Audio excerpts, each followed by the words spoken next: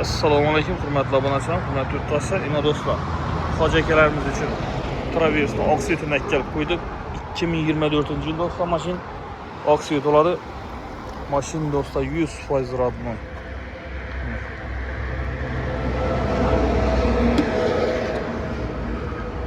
Mashina sağlamına qarang, akkuratni olib turibdi. 51 ming kilometr yurib turibdi.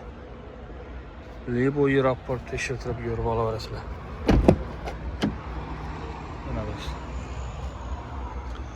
Kapitan eskisi neler bu.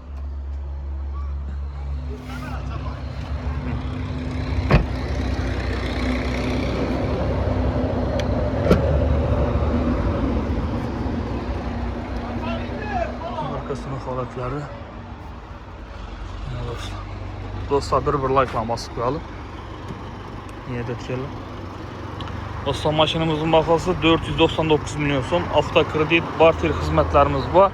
Maşina qiziqadi olduğu için telefon nömrələrini pastga yozdirib qoldiramiz. Telefonlashib, qolashib kelaverasiz dostlar.